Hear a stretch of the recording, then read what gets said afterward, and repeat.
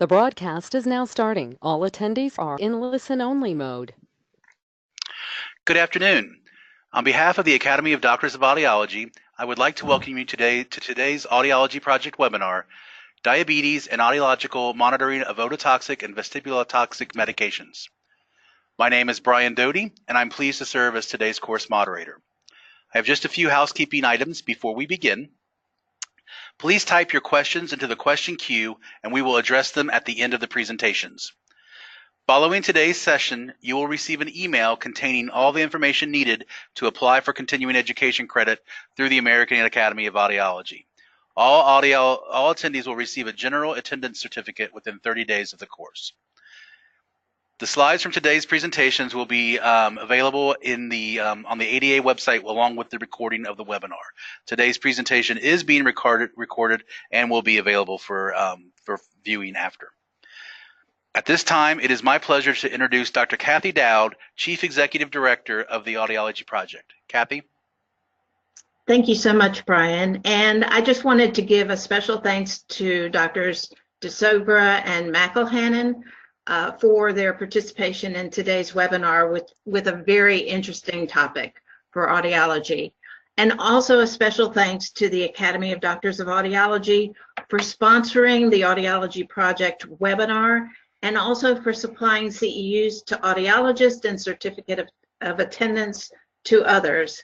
I want to just let people know that the Audiology Project is on Facebook, so I encourage you to like and follow it.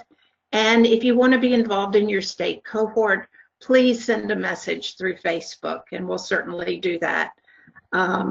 After today's seminar, the next seminar will be towards the end of July, and it will be Dr. Spankovich who will be speaking about hearing loss and diabetes and talking about screening, diagnosis, treatment, and monitoring for audiology. Thank you so much again, and back to you, Brian. Thank you, Kathy. And now it is my pleasure to introduce today's course leaders, Dr. Michelle B. McElhannon and Dr. Robert DeSogra. Michelle McElhannon received her BS and Doctor of Pharmacy from the University of Georgia. She completed a residency in pharmacy practice at the Ohio State University Medical Center and has specialized in ambulatory care pharmacy for over 20 years. Currently, Michelle is a public servant assistant in the Division of Experience Programs at the University of Georgia College of Pharmacy. At her practice site, she provides diabetes education and medication management to patients at a federally qualified health center while simultaneously providing introductory pharmacy practice experiences to second-year UGA pharmacy students. At her home site, she is a wife and a mother to 3 children, 11 dogs, 3 dogs plus 8 puppies, 5 chickens, 3 birds, 5 fish, 1 turtle, and 1 very ferocious black cat. Our second speaker is Dr. Robert DeSogra. Dr. DeSogra is a licensed audiologist in New Jersey with over 40 years experience in diagnostics and oral rehabilitation. He received his Doctor of Audiology degree from the Osborne College of Audiology at Salus University, a master's degree in audiology from Hofstra University, and a bachelor's degree in speech education from St. John's University. Bob is also a U.S. Navy veteran. Currently, Dr. DeSogra is a consultant to the Audiology Project and an adjunct instructor in audiology at Kean University in New Jersey. He developed and taught the Pharmacology Ototoxicity Distance Learning course in the AUD program at Salus University for 5 years and has also taught a Pharmacology Ototoxic Drug Monitoring course at the University of South Alabama. Dr. DeSogra is a member of the Pharmacology Task Force for the American Academy of Audiology, as well as being on the board of directors for the Academy's foundation. He has numerous publications in the area of pharmaceuticals and nutraceuticals for tinnitus, as well as drug reactions and patient management. Dr. DeSogra will be the guest editor for an upcoming issue on pharmacology and ototoxicity in seminars and hearing. Bob is a sought-after speaker at a national and state audiology academy meetings, as well as a state speech and hearing association meetings. Bob has also lectured internationally in Germany, England, Canada, and New Zealand. In 2016, he was the recipient of the Dr. Joel Wernick Award from the Academy of Doctors of Audiology for his educational contributions within the fields of audiology and hearing science. I now turn the program over to Dr. McElhannon. Well, hello from hot and humid Athens, Georgia. I am really thrilled to be part of this interdisciplinary discussion on diabetes and ototoxic medications. And thank you, Brian, for that wonderful introduction. And now you know all about me and all my pets. I'll tell you a little bit more about what it means to be a public servant. As a public servant with UGA, I provide knowledge and resources through community outreach. So we partnered with a federally qualified health center, which means the majority of our patients are indigent patients. We started a diabetes clinic. These are very severe cases of diabetes most of the time with A1Cs in the teens. And as a practice site for second-year pharmacy students, we found that a lot of times this is the first time they've laid eyes on a patient. And so we really start with teaching our students to use open-ended questions. So I can't think of any question more open-ended than what is diabetes? And this is a question we ask our patients. And when I started, I really thought they would answer high blood sugar. But 9 times out of 10, or probably even more so than that, the patients answer with answers such as amputations, stroke, heart attack, blindness, dialysis. So what they're listing is the cost of diabetes, the complications. And this answer really brings home the fact that diabetes is an all-encompassing disease. So today, we're going to be discussing diabetes and why diabetes causes such morbidity and mortality. I'm also going to briefly touch on, very briefly, due to time, the treatment of diabetes, and then we'll discuss medication management, but I'm going to be discussing it from a health literacy perspective.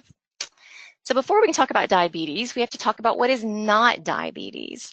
So when we eat, our carbohydrates get broken down into glucose, which is being shown by the purple dots there, which is absorbed into the bloodstream. This triggers the beta cells in the pancreas to produce insulin, which is the green dots.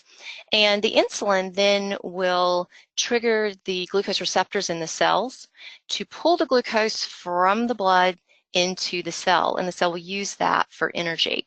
A lot of my students, I'm kind of embarrassed to say, but they are second year, so, come in and think that insulin will degrade the glucose automatically. So what is diabetes? In diabetes, there is an insulin problem. And we think of diabetes as being 2 types. We're familiar with these. Type 1 would be what we see mostly in our younger patients and children being diagnosed, although it can be diagnosed later. And what is happening in type 1, if you can see the green dots there, very insulin is being produced by the pancreas. So you do not get the glucose moved from the bloodstream into the cell. It stays in the bloodstream.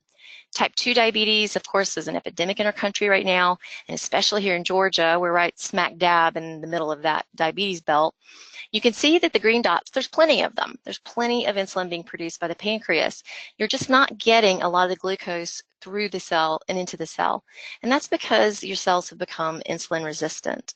Now, this is very simplistic. There's a lot of reasons behind this, but this is how we explain it to our patients. So what is diabetes? Basically, when you get diagnosed for diabetes, you're going to be diagnosed based on the amount of glucose that's in your blood. Your doctor may do a fasting plasma glucose, which means that you haven't eaten in 8 hours. And in diabetes, that would be 126 milligrams per deciliter and above. You would repeat that test for confirmation. There's an oral glucose tolerance test, an OGTT, which means that after you take a 75-gram glucose load in water, you check 2 hours later your plasma glucose result. In diabetes, 200 and above would mean you would need a repeat test for confirmation, but that you had diabetes. Gestational diabetes, I didn't mention previously, that is diabetes during pregnancy. You would take the same OGTT load of 75 grams and then check your blood sugars every hour for 3 hours and see if it's elevated. Now, in a random plasma glucose test, say you just pop into your doctor and you get a reading of 200 milligrams per deciliter.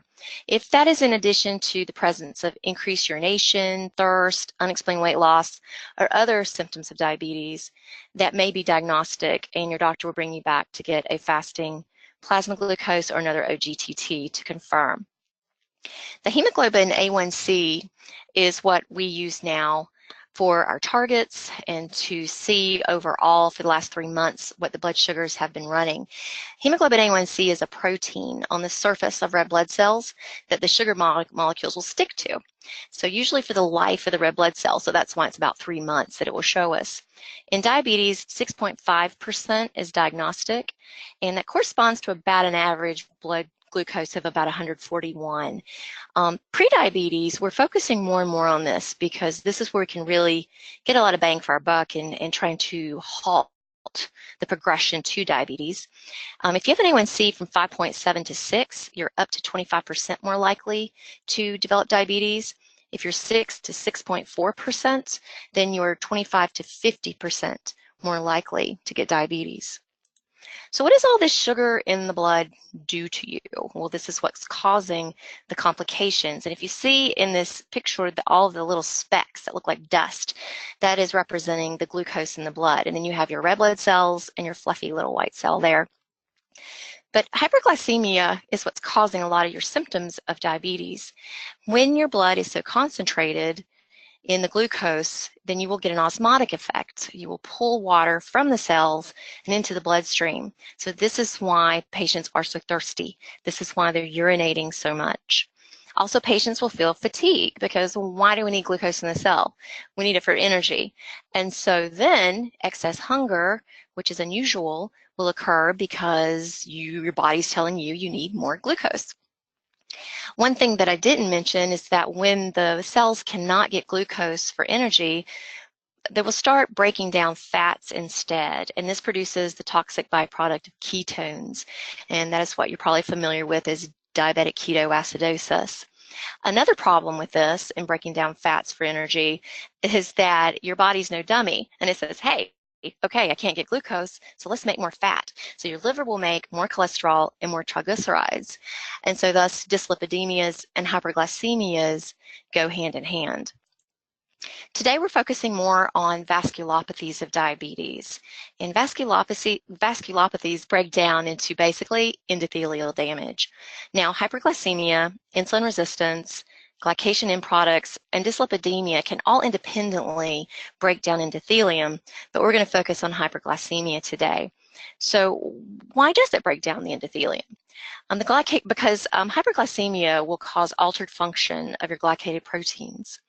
You also get a decrease in nitric oxide, which will produce superoxide radicals, and so you can get oxidative stress on the vessel walls. And that is why antioxidants are oftentimes used or thought to be beneficial for decreasing microvascular complications. Whenever you have endothelial breakdown, you'll get inflammatory mediators produced, which just worsens the situation. And also, just like we talked about before, osmotic effects over time can damage the endothelium. So we break these into macrovascular, the large vessel complications, and microvascular, the small vessel complications. Diabetics have a 2 to 4 increase in cardiovascular mortality and stroke. And it is the leading cause of diabetes-related deaths. So in the treatment of diabetes, you'll see that we really focus as much effort into decreasing these cardiovascular risks. So why does this occur? Whenever you get endothelial breakdown, you create what we term basically, a not very formal term here, but sticky spots. And that is where you can get cholesterol adhesion. So you have accelerated atherosclerotic changes. So coronary artery disease, strokes, also contributing to peripheral vascular disease. So these are the large vessel diseases. Today we're talking a lot also about microvascular. These are the tiny vessels, less than 400 micrometers, such as the small vessels, arteries, and small capillaries. Now, when you get endothelial damage in the microvasculature, you can get permeability, so you can leak out red blood cells out of the vessels, and this is where we see retinopathy. If you look into the eye of someone with diabetic retinopathy, you'll see the small hemorrhages. It is the leading cause of blindness in ages 20 to 74. Also in the kidneys, you can get leakage of protein and into the urine. And so this is why with diabetes kidney disease, that checking an albumin or microalbumin is a much better early indicator of kidney disease in a diabetic than a creatinine clearance. And diabetic nephropathy is the leading cause of chronic kidney disease in the United States. Also, neuropathies can occur in up to 42% of patients. And why are we talking about nerves when we're talking about blood vessels? Well, they go hand in hand. When you have damage to the microvasculature feeding those nerves, you will get nerve damage as well. And once again, this is really simplistic, but this is how we explain it to our patients. So of course, you can, the ear itself is also very highly vascularized, highly innervated, and also because of the infection rate, which diabetics are more prone to infection because of the amount of glucose in the blood. It's a very sugar-rich environment, and bacteria and fungi love sugar-rich environments. And when you have the microvascular damage, then you don't get those fluffy white cells to the source of the infection. So it's a perfect storm for fungal infections, bacterial infections, non-healing wounds, such as in diabetic foot. But also, in addition to otitis externa causing hearing loss, you can get ototoxic medications. And Dr. DeSogra is going to go into this in a lot more depth. So, knowing all of this and knowing how significant the complications can be, we know that diabetes treatment is not just treating blood sugars. Although we will use the A1C and A1C goals by the ADA, we'll look at blood pressure and cholesterol. So that makes up the ABCs of diabetes treatment. But basically, all the complications that can result, you know that could go anywhere to Z if we were to list out all the complications and treatments for diabetic patients. So I'm going to touch on some medications that are used in our type 2 diabetics and the insulin for type 1 diabetics as well, very briefly. So our insulin sensitizers would be our standard of care metformin. This is an oral agent. It enhances insulin sensitivity of muscle and fat. It can cause a lot of diarrhea, and so that can be a dose-limiting issue. And it also is good for weight loss, though. So we have to be careful with our renal patients. TZDs are pioglitazone, which I know has been implicated in some toxicities and ototoxicities. They also enhance sensitivity of muscle and fat and mildly the liver to insulin. There is weight gain with these products, fluid retention, and some bone fractures in women. Our insulin secretogs are what stimulate insulin from the pancreas, and so you get all the good effects from that. And that's our sulfonylureas. We're very familiar with glyburide, glimepiride, glipizide, tolbutamide, and these agents have also been implicated in some vestibular changes. One interesting note is that with sulfonylureas, the United Kingdom prospective diabetes study showed a 25% reduction in microvascular complications with or without insulin. Now, glycinides are very similar to sulfonylureas. They just have a more rapid onset of action and short duration. So that's for those patients who have erratic eating patterns. Our alpha-glucosidase inhibitors are our acarbose and our glycet. These are oral agents, and the way they work is they decrease absorption of carbohydrates in the brush borders of the small intestine. So you can imagine you can get stomach upset from this. So flatulence and diarrhea is a problem with a lot of these patients. Incretins are one of our more exciting drug categories now, and our doctors are really using this as a go-to agent. And our GLP-1 receptor agonist, glucagon-like peptide 1, is produced in the small intestine, and there it stimulates insulin secretion and inhibits glucagon secretion. But it also delays gastric emptying, and so it helps the patient feel fuller. It also suppresses the appetite through central pathways. So you get more, they thought to be due to the hormone ghrelin, which is our satiety hormone. So if you look at these are all injection right now, and they can cause weight loss, which is usually a good thing in a diabetic, but also GI upset from that slow gastric emptying. And those drugs are exenatide, liraglutide, and then the long-acting exenatide and dulaglutide. An interesting note, liraglutide has shown to decrease cardiovascular risk, and so once again, it's one of our go-to agents. The DPP-4 are oral agents, and they inhibit DPP-4, which DPP-4 actually degrades GLP-1. So if you inhibit it, you'll get more GLP-1. And it's really weight neutral. You do get a lot of headache and some stuffy noses. And I would think with stuffy noses, you might get stuffy ears, but that's just a guess there. And that is our Januvia, Onglyza, Tradjenta, so those agents. And there are a lot of combination agents as well. Stimulin we don't see a lot of in my clinic, but it is a synthetic form of amylin. It is secreted by, amylin is a hormone secreted by beta cells to suppress glucagon secretion, which slows gastric emptying and suppresses appetite. It can reduce insulin requirements by as much as 50%. However, there is some lack of data from well-conducted studies right now. Bromocriptine, I really do not see this hardly at all, but fast-release bromocriptine improves glycemic control when taken within 2 hours of waking up in our type 2 diabetics. SLG2 inhibitors is another exciting class, and SLG2 is a protein that acts as a sodium glucose cotransporter. So what it does is if we inhibit this, we'll inhibit the reabsorption of the filtered glucose from the urine back into circulation. So basically, you keep the glucose in the urine. And obviously, a side effect of that would be more UTIs, polyuria, and some yeast infections from having that much glucose in the urine. However, empagliflozin and canagliflozin, which is Invokana and Jardiance, is shown to decrease cardiovascular risk. One thing you may have noticed on the TV ads from the lawyers is canagliflozin has been associated with increased amputations. So in this drug class, we'd be very cautious with any patients with the risk of amputations, such as someone having a lot of ulcers, neuropathies, and peripheral vascular disease. And then we get to our insulins. Insulin, of course, is going to be required in our type 1 diabetics. And then if you have an A1C greater than 10, then you will start with insulin in our patients. One thing I didn't mention is that our goals for A1C in a diabetic patient, we would hope to get them less than 7 if we can get away with no or very little hypoglycemia. Hypoglycemia is related to increased cardiovascular events, so have to be cautious. So 7 to 8% has been suggested. But like I said, Dr. DeSogra will go through these meds and the ototoxicity of some of these.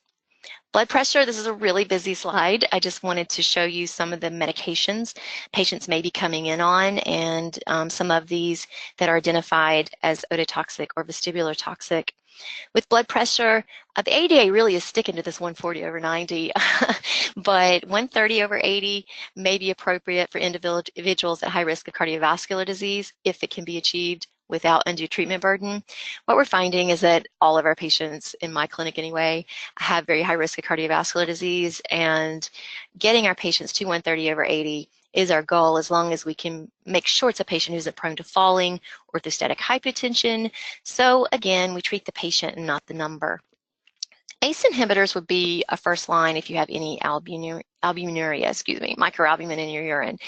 And of these agents, ramipril, enalapril, trandolepril would be more indicated in some ototoxicity or vestibular toxicity. If you can't tolerate an ACE inhibitor, you would go to an ARB. Irbesartan of this category has been indicated in some ototoxicity. For a diuretic, we prefer a thiazide-like diuretic and not a loop in these patients, but a thiazide-like, indapamide, chlorthalidone, some of these really older agents that we haven't seen for a while. Of our calcium channel blocker class, we would choose the dihydropyridine, and of those, amlodipine can be related to tinnitus. Nicardipine has been some reports of ototoxicity, nifedipine, tinnitus. Beta blockers we don't prefer in diabetics unless they've already had a prior heart attack, angina, or heart failure. And of those, metoprolol, sotalol, practilol, bisoprolol have all been indicated in ototoxicity.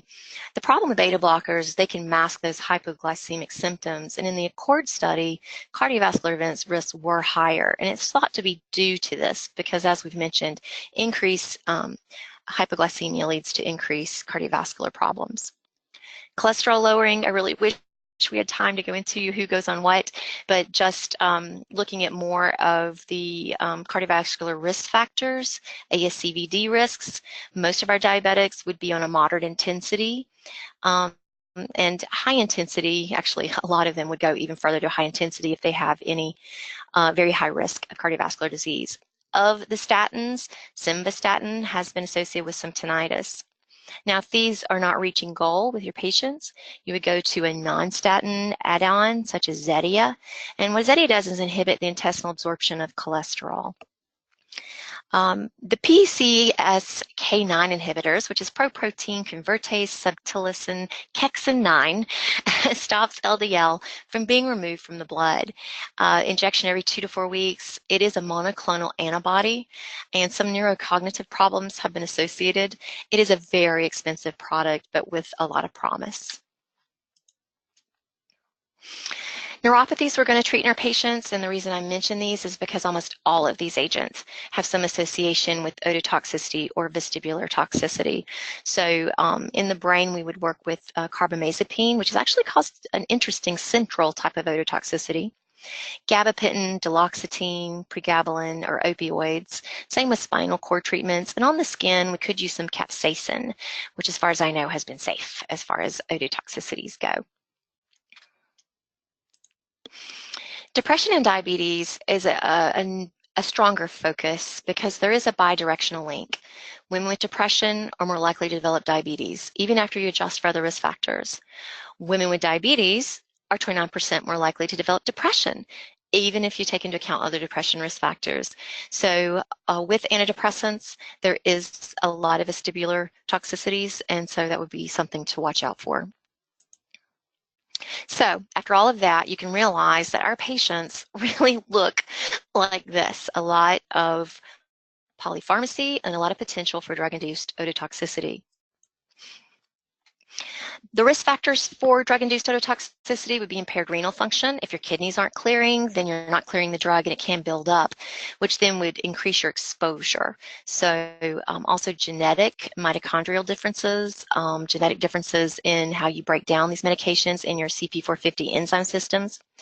Intrinsic ototoxic potential of the drug if you combine ototoxic drugs, and we'll see that later in the case of vancomycin. Your dose, duration, your exposure. So aminoglycosides I'm going to talk about because diabetics really do go on a lot of aminoglycosides if they get to the point where they're having these non-healing ulcers, diabetic foot, complicated urinary tract infections, because Pseudomonas is a common pathogen, and Pseudomonas is best treated by aminoglycosides. Aminoglycosides irreversibly destruct outer hair cells in the organ of Corti. There's many postulated mechanisms, but more lately been looking at the interaction with transition metals to form free radicals. It is very slowly cleared from the inner ear, so there's a 30-day half-life. So monitoring up to 6 months after cessation is preferred, but we do see a lot of gentamicin used in our inpatient diabetics. Other antibacterials, macrolides such as erythromycin, Z-Pax, chloranthromycin, are usually reversible. Patients do tend to have other risk factors, like we mentioned earlier, and also increased doses in IV administration. Vancomycin, there's a direct causation. It's really inconclusive because usually it's tinnitus. Usually patients are also have renal failure or also receiving aminoglycosides, and it does suggest that it is a reversible ototoxicity. Loop diuretics have a lower incidence, but they're not really used in our diabetics as often. We choose those thiazide-like type. But if the patient has congestive heart failure, you may see more use of furosemide or bumetanide, so Lasix or Bumex. The higher doses of furosemide are more prone to causing this or have been shown. And that is a change in the ionic gradient between the perilymph and endolymph of the stria vascularis, and this causes edema in the epithelium. But overall, the ototoxicity is self-limited and reversible, except possibly in neonates. And then we get to our biggie, cisplatin, which we know is very, very, very ototoxic. Reports anywhere from 35.3 to 100% of patients who take it. This is a free radical production, which leads to mitochondria and caspase medicated cell death, and this is a permanent hearing loss. I am very interested in otoprotectants and wish I had time to go into it, but that is something that we're looking into more and more. Salicylates have a low incidence. However, salicylates enter the cochlea very quickly, and the perilymph levels parallel the serum levels, and it can produce tinnitus. It's most commonly observed in the elderly at serum levels as low as 200 micrograms per mil. Now, a normal dose would only get you to about 25 to 50 micrograms per mil. However, if you have rheumatic fever, you might be trying to hit those higher levels. Quinine toxicity we don't see a lot of anymore because we don't use it as much for muscle cramps because of the toxicities. But the hearing loss is usually sensorineural and reversible. So we've talked about a lot of medications, a lot of problems. So there is a lot of adherence issues. It is shown that about 50% of patients do not take their medications appropriately.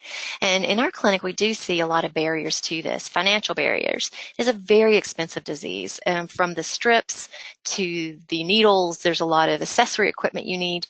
We're going to be talking more about literacy barriers, but also I've seen language barriers, particularly in our Spanish-speaking patients.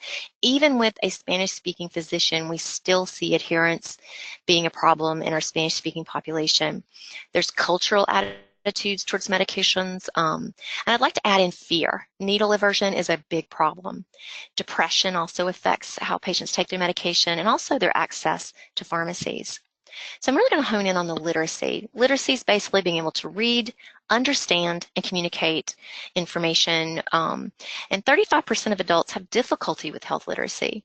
On average, low health literacy is about a reading at a 5th grade level, although I would want you to look around your area. We may have as low as a 3rd grade literacy level in some areas. But we present information at a 10th grade level.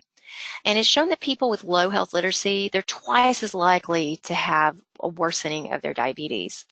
There are 4 domains of health literacy that we want to address, and that is the culture and conceptual knowledge, which is the ability to understand.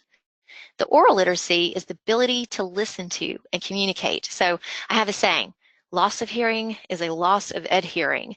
And these patients don't always come forward with the fact that they have hearing loss. They may not even be aware themselves. Print literacy is the ability to read. Numeracy is a super big issue in diabetes because they have to understand carb counting. 15 grams is 1 carb choice. How many carb choices can you get? Also with the dose of their insulins, their directions. So what's been shown as far as strategies go is that we need additional aids to enforce our written information, graphics, pictures, icons, and combining verbal counseling in combination with written info. I really stressed personalized information, sitting down with the patient, asking those open-ended questions, really honing in the education for the patient's literacy levels. Ease of navigation, if you want it to be seen, make it easy to see. Bullets, subheadings, icons. Also the accessibility, give them something to take home, something to put on their fridge, something that they can look at and go back to, because you have to remember, patients forget an estimated 75% of information presented at a time. And once again, I'm so happy that the Audiology project has come into being and is such an interdisciplinary nature, because hopefully with all of us reinforcing these issues, the patient can remember a bit more than 25%. Thank you.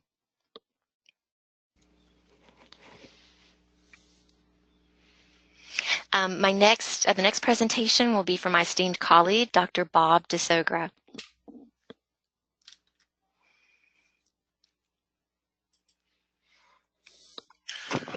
Thank you, Michelle. And good afternoon, everybody from New Jersey, where we have a beautiful day today. I didn't think you'd get weather reports, but here we go. I appreciate the introduction, Brian. Thank you so very much. Kathy Dowd has done an exceptional job in putting this audiology project together over the past 7 years, and I'm proud to be part of the team. Michelle's presentation got into a lot of the biomedical technical part of diabetes. My audiology colleagues will be relieved to know that I will not be going into that depth for the next 20 minutes. However, we'll have time for some questions and answers at the end. I'm just going to give you a quick overview of my half of the program over here. So for our diabetes educators that are with us today, and of course my audiology colleagues that are there, we're going to look a little more in depth into the inner ear for the etiology and different etiologies of the diabetes. We're also going to look at some incidents of hearing loss with diabetes, as well as looking at the duration of the loss. We're also going to take a look at what effects age and gender might even have on diabetes, and for the non-audiologists in the group, we're going to also take a look at some of the symptoms that you should look for when counseling your patients if you notice something is just not right with their ability to understand, or as Michelle put it, and I love that, Michelle, loss of hearing leads to a loss of adhering, and I think that's absolutely wonderful. I think I'm going to steal that from you. We'll also take a look at tinnitus, which we know is a side effect of certain types of hearing loss, and look at the different degrees of hearing loss. So how much loss will the patient actually experience? And then we'll look at some comorbidities, as well as some of the drugs and insulins for diabetes management and audiological monitoring and vestibular monitoring. And yes, I practiced this, and I will do it in 20 minutes. Okay, so here we go. And of course, our communication strategies and how do we communicate with persons with hearing loss. So there's a lot on our plate this afternoon, and here we go for part 2 over here. Okay, some incidence figures: there are more people with hearing loss than diabetes, but since diabetes is more life-threatening, more people will get help for the diabetes than for hearing loss, because we can certainly function with hearing loss without a risk of injuring or losing our lives because of hearing loss, although there are reported cases of that. The auditory system, as we know, is broken up into 4 different sections, which is quite nice and very easy for everybody to understand. And we will take a look at the influence of diabetes on each section.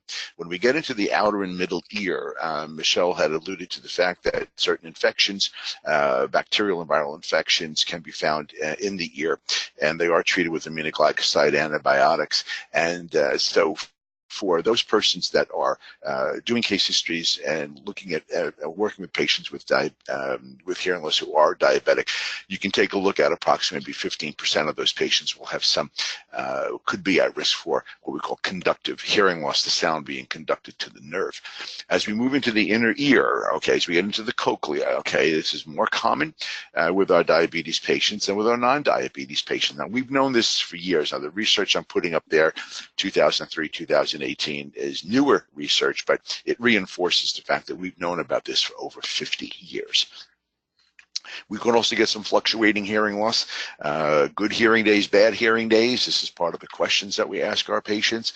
Are they fluctuating? Are their hearing levels fluctuating? And we can see some of the reasons why that could occur with altered potassium gradients and changes in sodium in the cochlea.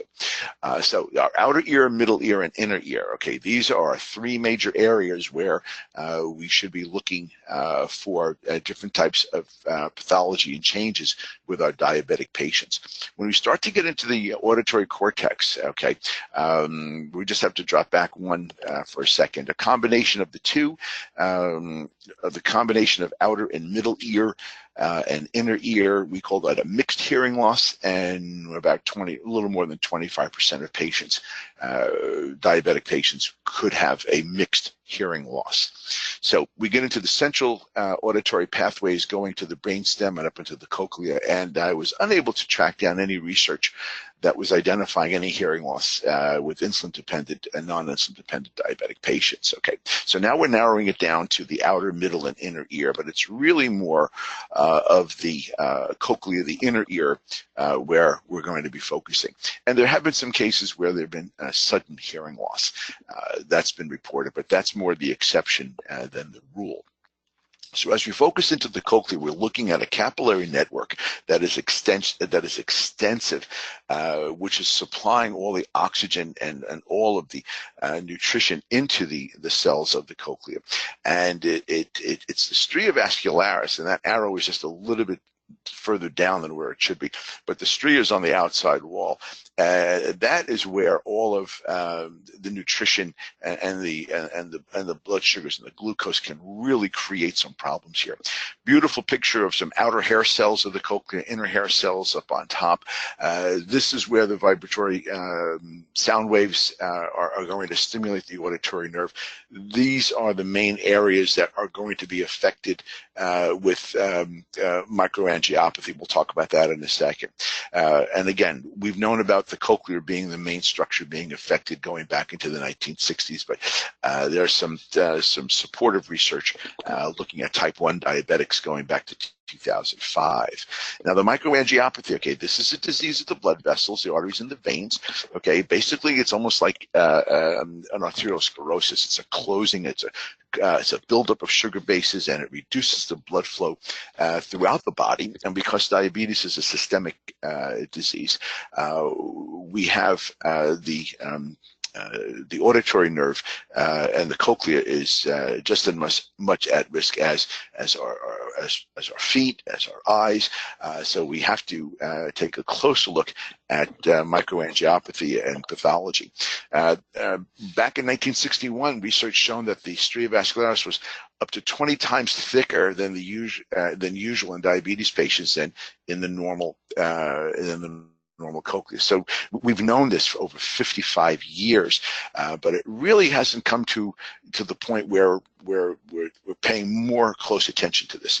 Histopathological studies, again, showing a loss of the outer hair cells. As you can see in the picture, you don't have that nice three-row layer. All those hair cells, you see them all broken down. We know that cochlear function is affected by hyperglycemia. That was so eloquently explained by my colleague, by Michelle earlier, and we just want to keep our colleagues aware of the fact that hearing loss is twice as common in diabetic patients that have proliferative retinopathy. So if they are dealing with eye issues, there is a good chance that there is going to be ear issues, hearing issues along with that, because the microvascular blood supply is almost identical in the ear as it is with the eye. So type 1 diabetes, what's our incidence of hearing loss? Okay, 1 in 3. 1 in 3 patients that are insulin dependent type 1 are at risk for hearing loss. That's 32%. This was a study that was published a couple of years ago with children, and their population found significant high frequency hearing loss. I'll explain that, what that means in a second, with the pediatric population. And as they move to the adult, upwards of 70% of type 2 diabetic patients are going to have some degree of hearing loss that we should be familiar with, that we should be aware of. Now, over time, the hearing changes with the diabetes. So the longer the duration of the diabetes, the more the patient will be at risk for further hearing loss. And then it moves into a range where there's a natural changes in hearing with age. One of my patients called it TMB syndrome, and I asked her, I said, I have no idea what that is. And she says, it stands for too many birthdays, which I thought was a great answer. So we never say old age hearing loss anymore, or presbycusis, because there's too many syllables. We'll just say it's TMB syndrome, and they get a real kick out of that, and they understand that, okay, I'm getting older, and so are my ears. Now, what's important here for my audiology colleagues, okay, is that when we have seen patients that come into the office that are under the age of 60, and they're showing some high-frequency hearing loss in the audiogram, and just scratching our head because there's nothing in the history that supports the high-frequency hearing loss, maybe a family-related issue, but you kind of, shooting fish in a barrel there as far as trying to get some explanation here. But it turns out that there is a higher incidence here of patients who might be diabetic under the age of 60 when there was unexplained high-frequency sensorineural hearing loss.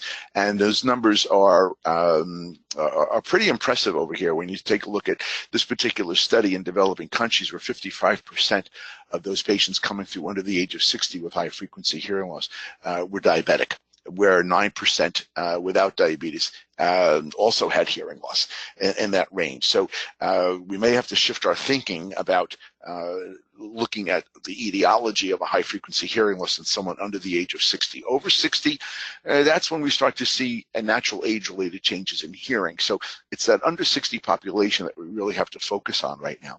As far as who's more at risk, male or females, there were some studies that showed that females were more at risk than males. There was one study earlier this year that said there was no difference, and another study said that males were more at risk than females. So I think the jury is out here, and I really think that gender is should really not be a major player. The fact that they come in with diabetes, regardless of their gender, let's focus on the diabetes and the hearing loss, and just put gender on the back burner. Now, for the my diabetes educators that are in the audience here, these are pretty typical complaints of hearing loss, and the basic chief complaint is that I can hear you, but I can't understand what you're saying, and that is akin to listening to a radio that's nice and loud, but it's tuned off the station. Okay, so the voices might sound a little muffled. You can hear it, but it just doesn't have that nice clarity. There may be some noises or tinnitus associated with that. They may complain about different sensations of what's going on in their hearing, and again, the tinnitus can be described any way that they choose to describe it. The auditory system is an afferent system. Only the patient can hear the tinnitus. It is not, you cannot put your ear to a person's ear and listen to it. But again, they will tell you that my ears are humming or roaring. Okay, these are descriptors of tinnitus, but tinnitus is a symptom. To the patient, it's a complaint, but to the audiologist, to the physician, the tinnitus is a symptom. Your ears should not make noise. And these are some other concurrent, some other causes of tinnitus that we should look at. So it's important that we have a really good case history. And as far as tinnitus with diabetes patients, again, it's more at risk for that under 60 population, and even more with the over 60. But then again, you're dealing with the age-related component with the over 60 population. So it's just so important to get a good case history, and some patients are not good historians because some of the meds that they're taking may have thinking abnormality and memory impairment as a reported side effect. So you really have to take a look at who's accompanying the person during the visit and making sure that you have a thorough case history of their medications in addition to their overall health history. And over the years and all my work in adverse drug reactions in patient management, gosh, you get to know your pharmacist. Okay, spend some time with these folks. They have a lot of information. They have a lot of the same problems that we have as far as patient compliance and counseling. It's a great profession to get to know, and they're a great referral source because they have to deal with patients and explaining how to take their medications. And if they're having difficulty communicating, they just might say, hey, I know an audiologist that you should see to get your hearing tested. So it's a nice collaborative effort and getting to know your pharmacist. And of course, an audiologist is your trained expert to evaluate hearing and balance disorders. And again, this is an audiogram showing a drop-off on the right side of the audiogram where the clarity of speech occurs and where the volume of speech is on the left side of the audiogram is above that red line. So these are the types of hearing loss that we were talking about when we talk about high-frequency hearing loss. And then we move into areas where peripheral neuropathy can be associated with having these low or mid-frequency hearing losses. And before 1981, the research that I found was that basically everyone was reporting mild to moderate losses, and some high frequency. But what's interesting, in type 2 patients, you might have the high frequency, but and it follows the pattern of hearing loss with age. So again, if it's under 60, it's a kind of a red flag. If it's over 60, it's really a tough call at that point. But back in 1976, there's some research that's shown that with type 1 patients, insulin-dependent patients, that the audiograms were relatively flat, which means that the person had the same amount of hearing loss in the entire speech frequency band and beyond. And again, this was also the result of the microangiopathy that we talked about earlier. And this was primarily found with your type 1 diabetic patients. Some other comorbidities that go along with this, and Michelle alluded to this earlier with the duration of the diabetes and hypertension. There's a handful of other issues here that, again, this is all pulled out of the case history. And you really need to spend the extra time with the patients here to look to see whether or not there are other comorbidities here that could be a player in your management. Now, Michelle went through an entire list of drugs, and I was, and again, God bless her. I mean, I was trying to keep up with her over here, taking pictures of the screen and so on like that so I can get some more information. But there are 59 FDA-approved drugs right now that are used for the management of diabetes. 46 of them are orals, and 13 of them are insulin, are injectables. Okay, so there's 59 of these FDA-approved drugs out there. What I did is that as part of this project that Kathy has set up, the Audiology Project, is that I looked at all the 59 medications and tried to identify the auditory, vestibular, and cognitive side effects of all of these medications, because patients come in, and even though they are, they may be being managed quite well, these side effects will emerge. They might emerge immediately. They might emerge after a period of time, a late onset. But the side effects that we're concerned about here would be the auditory, vestibular, or cognitive side effects. There's a website. You can take a look at this, and I have it posted, a list of the diabetes drugs all 59 of them, and each drug is listed with and whether or not they have auditory, vestibular, and or cognitive side effects. And again, once you get to know your pharmacist, you get your timelines put together, you can kind of piece all this together, and you are managing your patients much more effectively when it comes to the medications that they're taking. So let's take a look at these 40 of these oral medications, the 46 oral meds. This was a surprise, okay? This was a surprise to see that the vestibular side effects clearly outpaced the auditory side effects, and that there were more cognitive side effects than auditory side effects for the oral medications for diabetes. Looking at the insulin, the injectables, again, vestibular side effects much higher than the auditory side effects, and again, cognitive side effects coming in second, with the amount of with the side effects that occur with insulin or injectable medications. So when we summarize it, we take a look at 59 medications. 50 of those meds have vestibular side effects. 36 or 61% of them have cognitive side effects. And again, about 15% or about 15 or 25% of them will have auditory side effects. Now, this goes back to what Michelle said earlier about loss of hearing means loss of adhering, and listening and remembering the information that you put out in your counseling.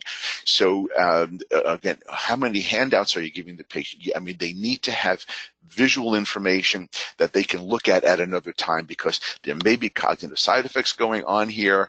They may not be hearing all of what you're saying.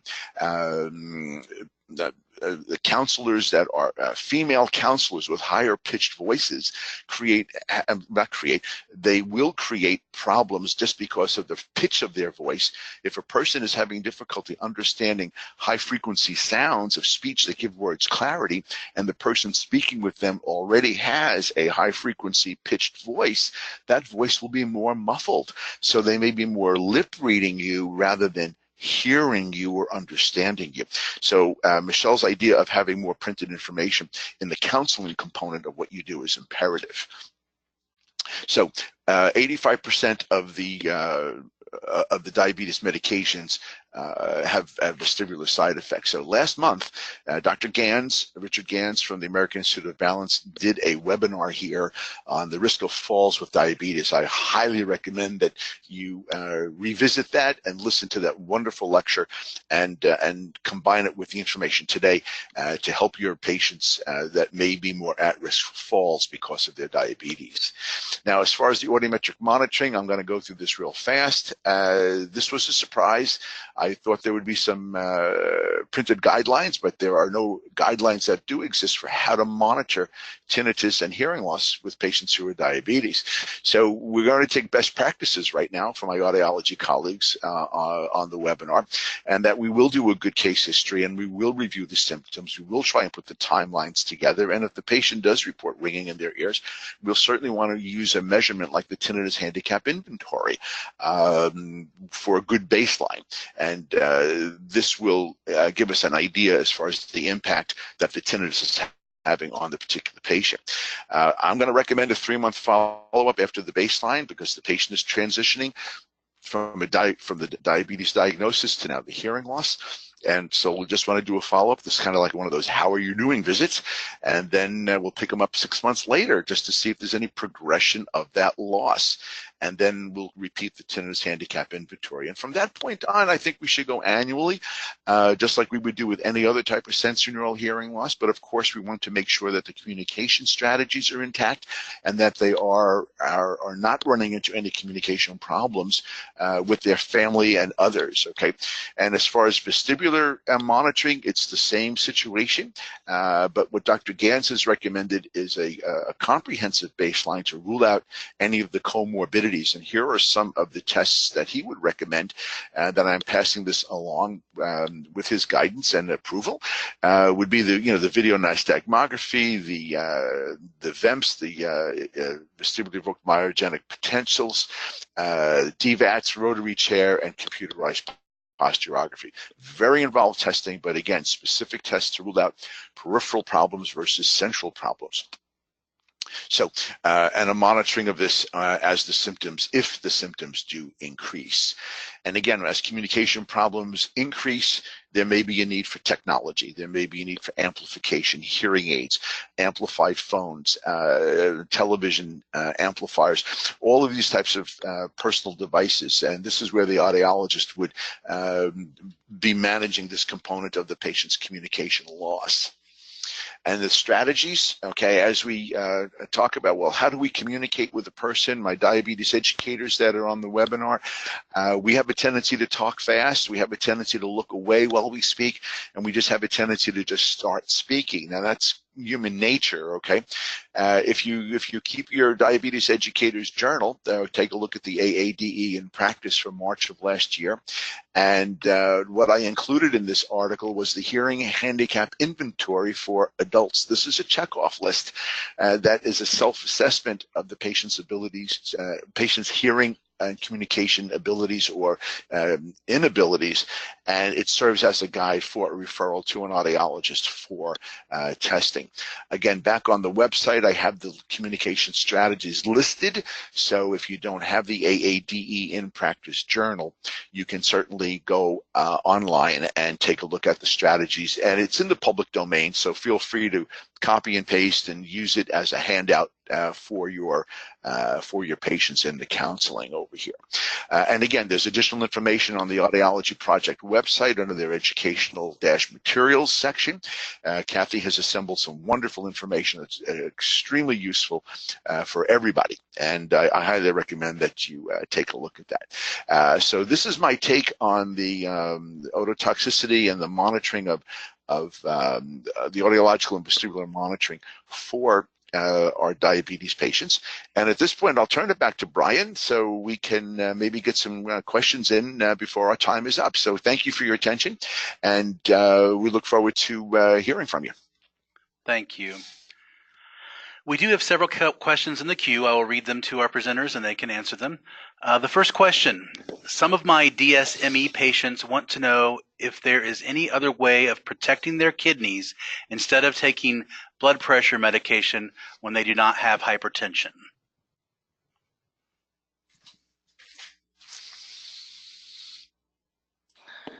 I guess that'd be for me.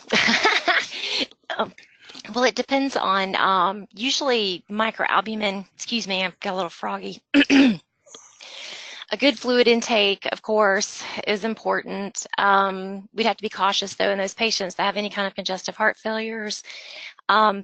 Kidney protection, you would just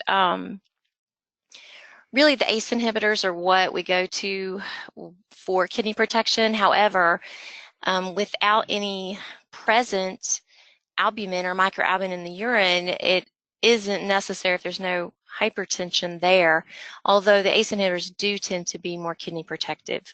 So it would be watching your salt also, and maintaining a healthy fluid intake, and just keeping an eye on making sure there's no infections.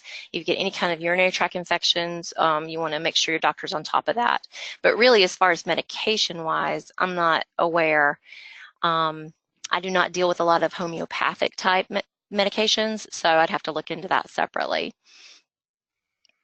Okay, thank you. Next question, more detail about peripheral neuropathy in association with low and mid frequency hearing loss. So I think they want more detail about that. Yeah, there was limited information that I found with that. It's just served as a red flag, and I think that if we start to see that degree of hearing loss, we should certainly we may want to make a recommendation out for for diabetes testing or screening if we see something that's just doesn't fit the normal pattern of hearing loss with a person in that age group. Okay, so I don't have a lot of information to support that right now. I apologize for that.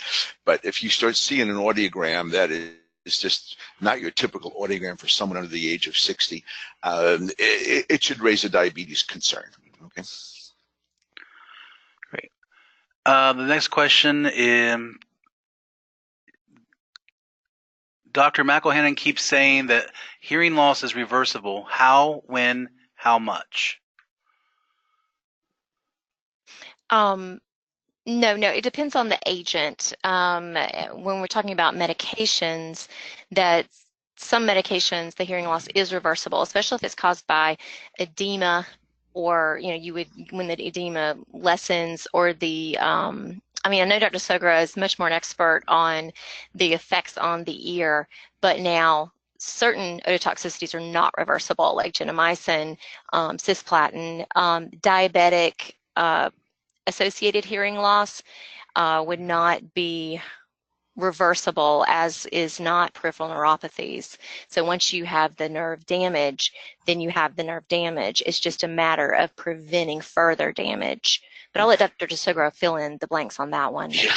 Yeah. Some of the medications take longer to clear out of the cochlea, and again, because of that, you're going to have a more of a risk of sensorineural hearing loss.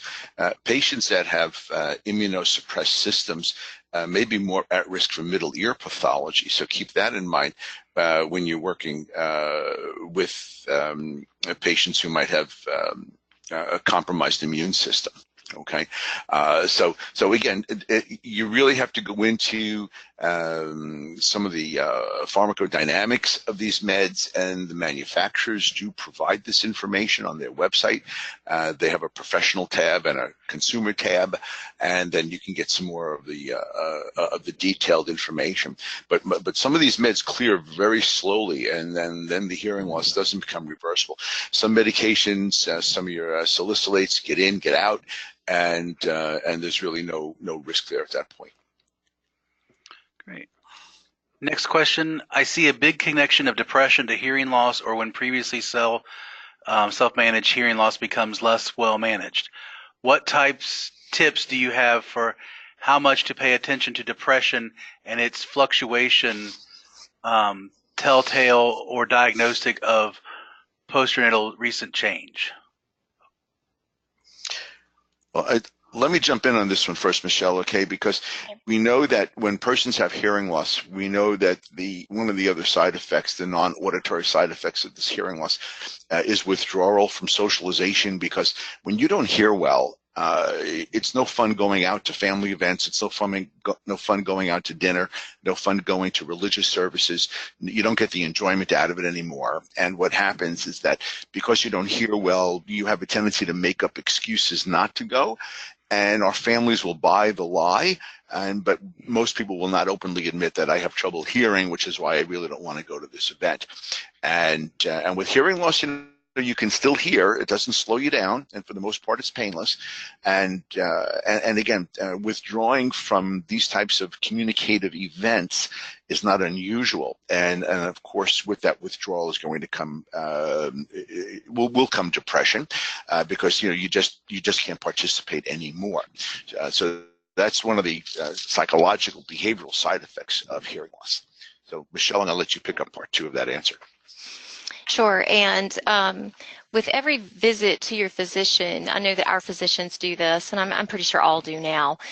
There is a depression rating scale, and you should be being asked these certain specific questions, which will give you a score. And then your doctor will look at that score and see if you need further help or further treatment. So that should be something that is part of your normal screening. And if not, it's something that you should ask your physician to do and start including in your records. Okay, next question. And with our diabetic patients, you think, well, how often should that happen?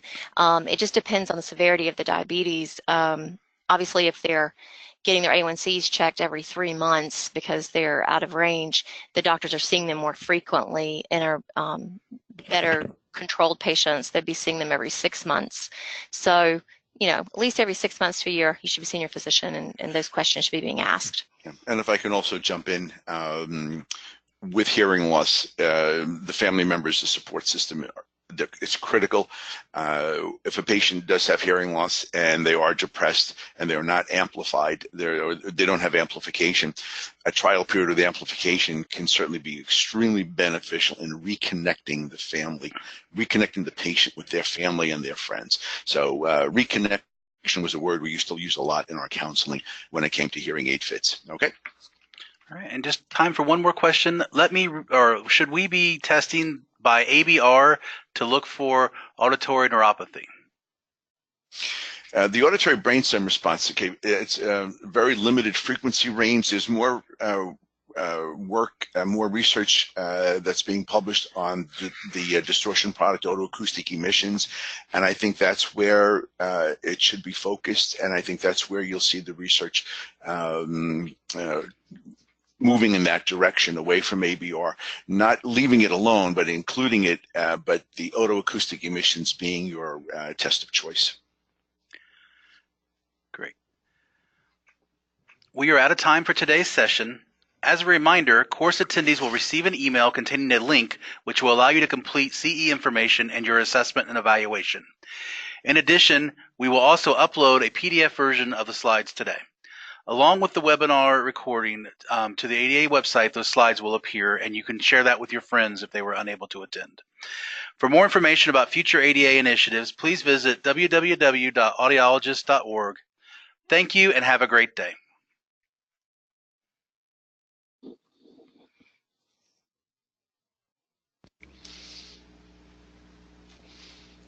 Brian, are you still there? Yeah. Hold on. Michelle? I'm still there. Okay. I think Brian has to jump out and then come back to us. Hey, nice job, Michelle. I was very impressed. Thank you. You both did very well. That was great. I think that having done this, I think I know now where I would kind of skim it down a bit. It's okay. But I really did enjoy it, and I really enjoyed your presentation, Dr. Soga. Thanks very much. Learned a ton there. Yeah, I was taking pictures of some of your slides just so I can have. Oh, I can send them to you. I'm so sorry. I thought I had replied to everyone when I sent them. I'll just send them to you. That would be a lot easier than pictures. It's true. I think it moved along really fast. There was a lot of great information. I did see a head count of 201. I did. I saw that too. Yeah. No, it actually went up to 211 at one point. Yeah. Okay. All right. I was Well, that's watching good. those numbers. I'm really happy for you, Kathy, that these webinars are moving along like this, and I'm really glad you got Chris Spankovich coming on board for the next one. It's great education. I mean, I learned a lot from Michelle in her 30 minutes that she was on, and it was 26. 26. Yes, I put my own little timer. I was watching it and I just kept seeing it go above 25 and I was freaking out. Yeah. Might have been 26 and a half. And then when it blanked up, I really thought that Brian was going to come back on, but then I went, oh no, I have to do that. So sorry about that minute of dead air. Oh, no, that's okay. I'm sure that's okay. No, and Brian, thanks again for everything that you've done for us. I know we appreciate it, and we look forward to the next one. All right. Well, thank you all very much. You know, they're really, thanks so much, Brian. This was great. Yeah. Okay, and I'm going to jump off, so we'll talk to you all later. Thanks so much, everybody. All right. Okay, we'll see each other online. Michelle, good luck to you. Brian, thank you very much. Thanks. Thank you.